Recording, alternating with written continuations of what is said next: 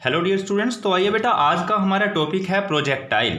तो बेटा देखिए, थ्योरी इसमें आज के जो भी आपका लिखने का काम होगा, रिटन वर्क होगा, वो मैं आपको पीडीएफ के तौर पे सेंड कर दूंगा, लेकिन आपको यहाँ पे मैं केवल समझा रहा हूँ इस वीडियो में। क्लियर है?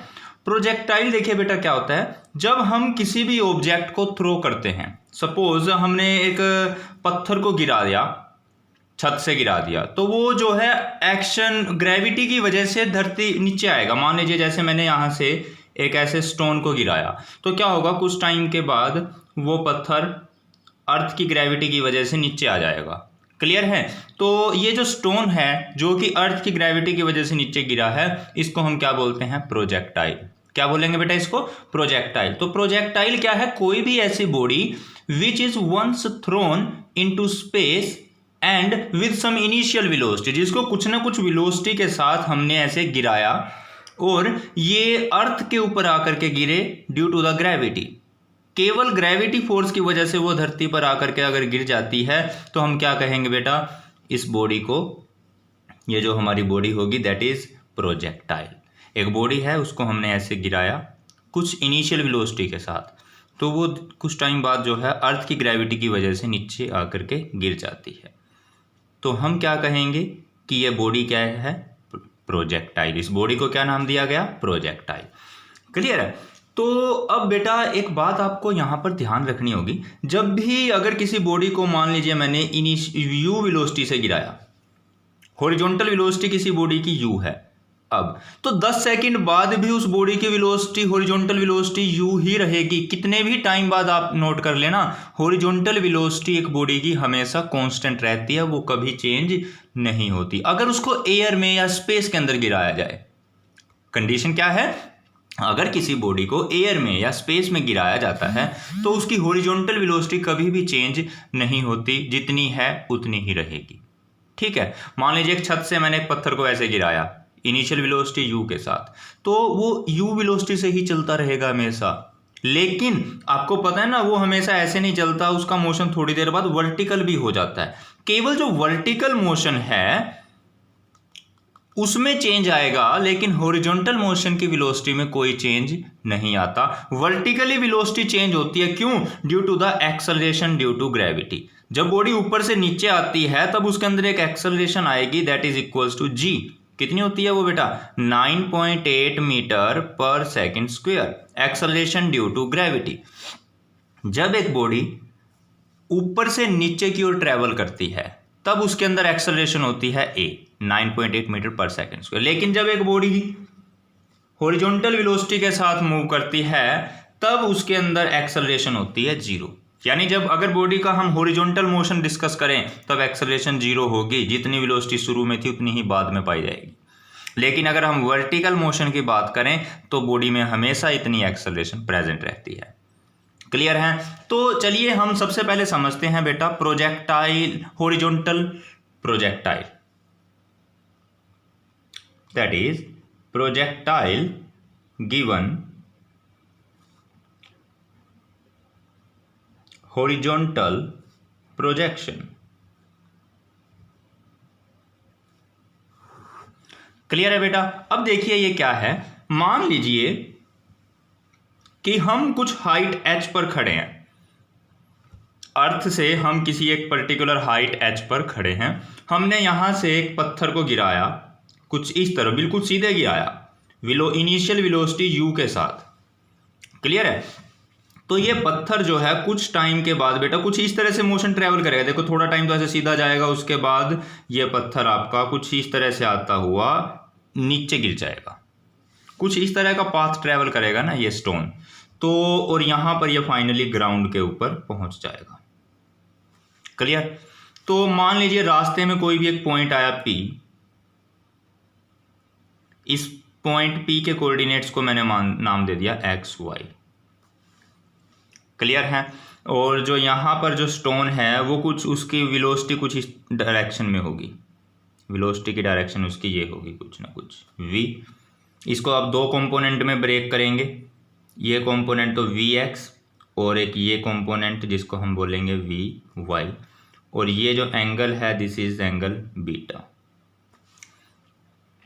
क्लियर है, ये Vx, ये Vy और ये V। तो इस वेलोसिटी के साथ हमने बॉडी को प्रोजेक्ट किया।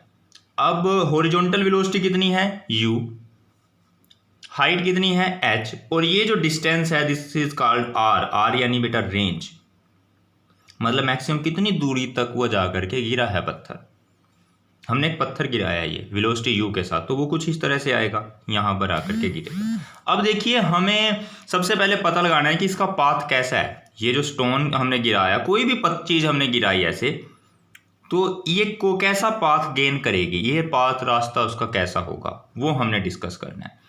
अच्छा अभी आप देखिए, पहले मान लीजिए एट पॉइंट P की हम बात करते हैं। पॉइंट P पर बॉडी का हॉरिजॉन्टल डिस्टेंस कितना था, x। डिस्टेंस क्या होता है बेटा, वेलोसिटी इनटू टाइम। डिस्प्लेसमेंट क्या है, velocity into time. Horizontal velocity कितनी है, u, टाइम है t, तो डिस्प्लेसमेंट या पोजीशन ये इसकी कितनी हो गई, ये x इक्वल्स टू ut। तो यहाँ से बेटा t की वैल्यू कितनी आएगी, x/u। ये आपने नोट कर लेना है, क्लियर है। अब एक इक्वेशन आपको पता होगा बेटा, s equals to ut plus half at का स्क्वायर, पता है ना इस इक्वेशन का। तो अब एक काम कीजिए, देखा अगर मैं बात करता हूँ वर्टिकल मोशन की, ये था हॉरिजॉन्टल मोशन, अब है वर्टिकल मोशन। पहले यहाँ पर लिख लीजिए आप हॉरिजॉन्टल मोशन। अब बेटा मैं बात करता हूँ वर्टिकल मोशन की। s की वैल्यू कितनी होगी वर्टिकल मोशन में, ऊपर से नीचे देखिए, x कोऑर्डिनेट तो x था हॉरिजॉन्टल कंपोनेंट, और वर्टिकल कंपोनेंट कितना है y, s की जगह बेटा y। अब इनिशियल वेलोसिटी वर्टिकल मोशन में इनिशियल वेलोसिटी कितनी थी, देखिए शुरू में इनिशियल वेलोसिटी हॉरिजॉन्टल के अलोंग डायरेक्शन में थी, वर्टिकल डायरेक्शन में कोई भी इनिशियल वेलोसिटी नहीं थी, तो u को हम क्या पुट करेंगे, 0। ठीक है, देखिए वर्टिकल मोशन डिस्कस कर रहा हूं मैं। वर्टिकल मोशन में हमने बॉडी को थ्रो ही नहीं किया, हमने तो हॉरिजॉन्टल मोशन में थ्रो किया था। तो स्टार्टिंग में वर्टिकल वेलोसिटी कितनी थी, इनिशियल u 0 प्लस 1/2। एक्सेलरेशन बेटा कितनी है, यहां तक आने में वर्टिकल मोशन में मैंने क्या बताया था, एक्सेलरेशन आपने हमेशा कितनी लेनी है, a। कितनी लेनी है, a, दैट इज 9.8। तो बेटा a t का स्क्वायर, क्लियर है ना। तो y is equals to 1/2, acceleration को आप क्या पुट करोगे, g, और टाइम कितना है बेटा, टाइम तो जितना हॉरिजॉन्टल में लगा उतना ही वर्टिकल में लगा, क्योंकि बॉडी ने आफ्टर ऑल आई तो पॉइंट P पर ही है ना। तो आप हॉरिजॉन्टल लो या वर्टिकल, टाइम हमेशा सेम रहेगा। तो टाइम की वैल्यू x/u थी ना, तो x/u, इसका स्क्वायर है तो इसका स्क्वायर कर दिया। तो अब देखिए बेटा आप, y is equals to 1/2 g x² u², clear है ना। अब देखिए बेटा ये टर्म देखिए आप, ये जो 1/2 g/u², ये सारी टर्म कांस्टेंट है। मैंने क्या बताया था, g कांस्टेंट होता है ना, 9.8 इसकी वैल्यू फिक्स होती है, मतलब कांस्टेंट यानी फिक्स वैल्यू। u भी कांस्टेंट है, क्योंकि इनिशियल हॉरिजॉन्टल वेलोसिटी मैंने क्या बताया था, u हमेशा सेम रहेगी, इसमें कोई चेंज नहीं आएगा। ये नंबर 2 है, ये भी कांस्टेंट है। तो ये सारी क्वांटिटी तो कांस्टेंट हो गई, इसको मैंने नाम दे दिया k। तो y की वैल्यू बेटा क्या आ गई, इसकी जगह तो मैंने रख दिया k, ये है आपका x², kx²। ये कौन सी इक्वेशन है, पैराबोला की इक्वेशन है बेटा। ये कौन सी इक्वेशन होती है, ये पैराबोला की। Therefore the path of the projectile is parabolic, therefore path is parabolic. ये हमने प्रूव कर दिया, हमारा पाथ कैसा है, पैराबोलिक। समझ में आया बेटा। तो ये तो केवल हमने प्रूव कर दिया। क्वेश्चन आ जाता है कई बार, show that the path of the projectile is parabolic, prove कर चुके हैं हम। तो अब आइए बेटा हम समझते हैं, अपना निकालते हैं टाइम ऑफ द फ्लाइट, मतलब कि बॉडी ने यहां से यहां तक आने में कितना टाइम लिया। तो बेटा देखिए टाइम ऑफ फ्लाइट का मतलब क्या है कि जितने टाइम तक बॉडी एयर में रही, हवा में रही, बाद में तो ग्राउंड पर आ गई ना, तो जब तक वो हवा में रही तो उस टाइम को हम क्या बोलते हैं, time of the flight. Clear है ना। तो देखिए आपको पता है s equals to U T plus half A t का square. For the vertical motion, आप वर्टिकल मोशन मान लीजिए, कंसीडर कीजिए फॉर द वर्टिकल मोशन। अब देखिए बॉडी यहां से यहां तक आई तो टोटल हाइट उसने कितनी ट्रेवल करी, h। तो s वर्टिकल मोशन में हम हाइट डिस्टेंस को h मान लेंगे ना, s की जगह h। वर्टिकल मोशन में इनिशियल वेलोसिटी 0 थी प्लस 1/2 एक्सेलरेशन कितनी है बेटा g, टाइम t मान लो स्क्वायर। तो h बराबर 1/2 जी टी का स्क्वायर। अब ये 2 ऊपर ले आओ 2h, ये g डिवाइड में ले आओ, ये वैल्यू हो गई बेटा टी स्क्वायर की। तो यहाँ से t की वैल्यू निकाल लो, √2h/g इक्वल्स टू टी। हो गया बेटा ये आंसर। t की वैल्यू कितनी आई है, √2h/g। क्लियर है। तो चलिए आप जल्दी से इसको नोट कर सकते हैं। तो बेटा यहां पर देखिए हमें फाइंड आउट करनी है अब हॉरिजॉन्टल रेंज। आपको पता है ना s equals to U T plus half A T square. जब हम हॉरिजॉन्टल रेंज का मतलब क्या है बेटा, ये वाला डिस्टेंस r हमें फाइंड करना है। अब जब हम हॉरिजॉन्टल डिस्टेंस की बात, मोशन की बात करते हैं तो यहाँ पर जो एक्सेलरेशन है वो कितनी रहती है, 0। मैंने आपको पहले ही बता दिया था ये। तो s की जगह तो आप पुट करोगे डिस्टेंस कितना r, ये जो हमने फाइंड करना है। और u कितना है बेटा, u तो आपका कितना रहेगा, दैट इज u। ठीक है ना। हॉरिजॉन्टली जो वेलोसिटी है वो आपकी इतनी ही रहेगी। टाइम कितना है, टाइम की वैल्यू बेटा अभी हमने फाइंड आउट करी है, दैट इज √2h/g। तो अंडर रूट में 2h/g, ये तो टर्म 0 हो गई, एक्सेलरेशन तो 0 है ना। तो आ गई अपने पास क्या, हॉरिजॉन्टल रेंज।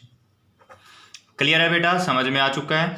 तो आइए अब हम देखते हैं वेलोसिटी एट एनी इंस्टेंट, यानी कि यहां पर वेलोसिटी कितनी है। किसी मान लीजिए बॉडी किसी एक टाइम पर कहीं भी पहुंची होगी, यहां मान लो यहाँ मैंने यहां मान लिया। तो यहां पर इस वेलोसिटी v की वैल्यू निकालनी है। तो रिजल्टेंट वेलोसिटी v है, इसका हॉरिजॉन्टल कंपोनेंट vx है, वर्टिकल कंपोनेंट vy। तो अगर टोटल रिजल्टेंट वेलोसिटी निकालनी है तो वो कैसे आएगी, v इक्वल्स टू √vx का स्क्वायर कर दो प्लस vy का square, vx square plus vy का स्क्वायर। क्लियर है बेटा। तो ये तो हो गई नेट वेलोसिटी। अब चलो इसको भी सोल्व करते हैं। हॉरिजॉन्टल में वेलोसिटी की वैल्यू कितनी है, u हमें पता है। क्लियर है। तो लेकिन अब बात करते हैं हम vy की वैल्यू हमें नहीं पता, वो निकालते हैं। देखिए v equal to U plus A T, ये आप पढ़ चुके हो ना, v को vy मान रखा है मैंने नाम। u वर्टिकल मोशन में इनिशियल वेलोसिटी तो 0 थी, प्लस एक्सेलरेशन g थी, टाइम t था।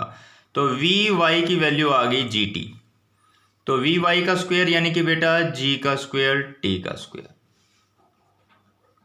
बस ये आ चुका है आपका अपना आंसर। क्लियर है बेटा, समझ में आ गया velocity of the body at the any instant. तो बस यहाँ तक था। अच्छा अगर आपसे पूछा जाए ये एंगल बीटा भी पूछ लिया जाए, tan बीटा, तो tan बीटा की वैल्यू कैसे निकालोगे। एंगल बीटा है ना, देखो यहाँ पर जो एंगल बना, रिजल्टेंट वेलोसिटी ने जो एंगल बनाया वो कितना है, बीटा। तो इसके अगर ये आपसे निकालने के लिए बोला जाए तो tan बीटा क्या होता है, परपेंडिकुलर बाय बेस, यानी वर्टिकल में क्या है, परपेंडिकुलर में vy, और बेस यानी हॉरिजॉन्टल में क्या है, vx। तो बेटा vy/vx, vy की वैल्यू हमने अभी फाइंड करी है gt, और vx की वैल्यू u। क्लियर है। तो ये होता है बेटा हमारा टॉपिक कंप्लीट।